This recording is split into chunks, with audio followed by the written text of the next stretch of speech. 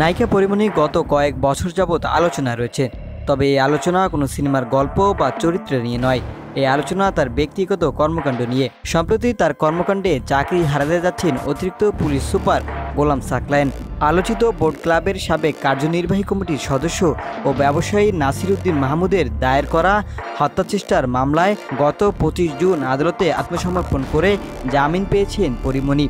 একই দিন দুপুরের দিকে প্রকাশ্যে আসে পরিমণির সঙ্গে অবৈধ সম্পর্কের জন্য চাকরি হারাতে বসেছেন অতিরিক্ত পুলিশ সুপার গোলাম সাকলায়েন। এবার পরি সাকলায়েনের বিষয় নিয়ে গণমাধ্যমে কথা বলেছেন ব্যবসায়ী নাসির উদ্দিন মাহমুদ।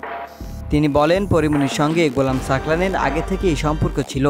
অর্থাৎ নাসির উদ্দিনের সঙ্গে পরিমণির ঘটে যাওয়া ঘটনার আগে থেকেই অভিনেত্রীর সঙ্গে সম্পর্ক ছিল সাকলায়েনের। নাসির বলেন, আমাকে যখন গ্রেপ্তার করা হয় তখন ডিবি থেকে সাকলায়েনের আসার অনুমতি ছিল না। তারপরও স্পষ্ট দেখা গেছে তাকে বেশ উৎফুল্ল ছিলেন তিনি। আমাকে নেওয়ার পরদিনই সেখানে পরিমণি গিয়েছে, তাকে সাকলায়েনই নিয়ে গেছে। নাসির উদ্দিনের ভাষ্যমতো সাকলায়েনের সঙ্গে সম্পর্কের কারণেই বিষয়টি বাঁধিয়েছেন সে। হয়তো এরকম আরও সাকলায়েন থাকতে পারে পরিমণির। এর আগে 2021 সালে এডিসি গোলাম সাকলায়েনের সঙ্গে সম্পর্ক গড়ে ওঠে অভিনেত্রী পরিমণির।